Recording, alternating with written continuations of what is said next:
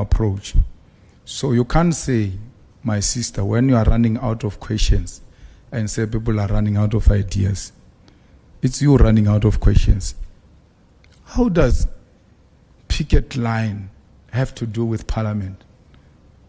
I mean, you want to sound intellectual, but in the process, you're so empty.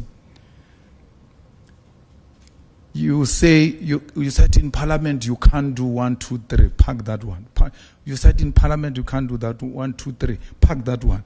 And then you say, but now you are saying you are going to the picket lines.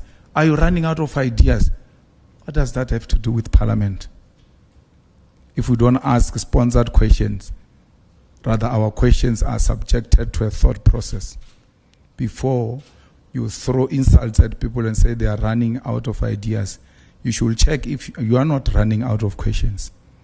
And if you are running out of questions, it's not necessary to ask a question if you don't have one for the sake of doing it. It's no one who's running out of any question. For 12 years now, for 12 years, every year, Maoleo, 12 years now, every year, EFF has come with a theme for the year. Every year. And it has never been the same theme to demonstrate we are not running out of ideas. If it was the same theme, we will be running out of ideas. It's not the same theme. So if you come with an intention to swear, and if there's nothing you can swear at, and you just swear anyway, it's unnecessary. There's got a potential to destroy a serious potential. When you go to a press conference like this, go with an open-minded. Let's go and hear what they are saying and ask questions that are relevant, not sponsored views. Eskom load shedding is not gone. I don't think they are clear what they want to do. You see that job, we've got a very good CEO there. He needs to be given support. And all kinds of support must be given to him. But that celebrity wannabe mayor must know his limit. Because if he thinks he can now compete the CEO of Eskom, that Eskom achievement on not having load shedding are attributed to him as an individual.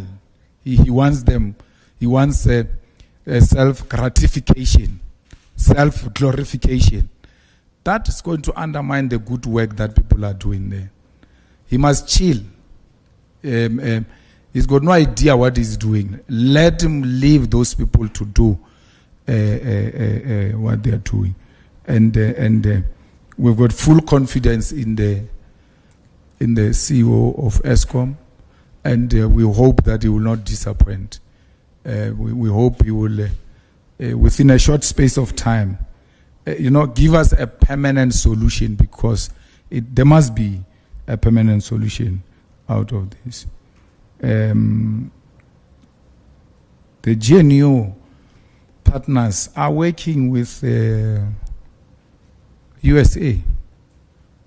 They are working with the USA. Because how do you differentiate Freedom Front Plus from AfriForum, from Solidarity, from Orania, and all manner of things? And if you come to a conclusion that these things are one, their principal is the DA. I'm saying to you, the people here who are using scare tactics, hoping that the ANC will develop a cold feet. So, because they can't find their way, they go and call on their big brothers to come and bully the ANC. So, the ANC is not in a coalition with people who share a vision with them. That's why they are struggling the way they are struggling. They just went around picking up riffraff and then putting it in a government of national unity. And when you ask, but why do you do what you are doing? They say, no, we want power. It's about power. They don't care whether you are a bandit, whether you are with a good reputation in society, anything that can give them power, they will go for it. They are working with parties that are giving our children drugs in El Dorado Park, feeding children drugs, and everywhere else. And how do you, in your conscious, rightful mind, be so proud to work with people who have got no regard for female, that the leader of a party you are working with can just call a female private part in public like that, and then you call that a partner, because you are so desperate to get power. It's all about power. They don't care about integrity.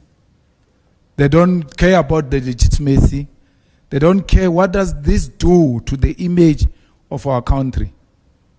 And then they go away from those who are not very close, who are not very far on policy perspective with them, and choose ex-prisoners, some riff-raff, some you can't even explain whether they are going or they are coming. So I guess maybe South Africans get the government they deserve. Maybe you deserve this kind of government. But the ANC has never bothered to take you into confidence, politically and ideologically, as to why would you go with the enemy agents in bed? Why would you go in bed with people who killed Christian and say we can kill him again if we get an opportunity to do so? Why do you go with people who have killed our people in Flag Plus and say we can do it again? There's no problem. Then what were we fighting for? If the reality is that these people can continue to lead even after we claim victory. So the ANC must be ashamed that it has put South Africans where they've put them. They must be ashamed that they are actually peeing on the graves of heroes and heroines of our struggle. Peter Mokaba should be turning in his grave. Because there is a video of Peter Mokaba that says, we are not in a struggle of power sharing. We can't share power with de Klerk. And then someone goes and gives a lecture about Peter Mokaba as if he knows him. But if you know Peter Mokaba, you can't advocate for the things that Mokaba never stood for. Mokaba made it very clear. We are not negotiating for power sharing. We can't share power with de Klerk. We can't share power with murderers. I will not be shocked one day when they say Netanyahu is a special advisor of Sir Ramaphosa. They've got no shame, these people. At all. They have no shame at all. Their political consciousness has escaped them. So we will not do that.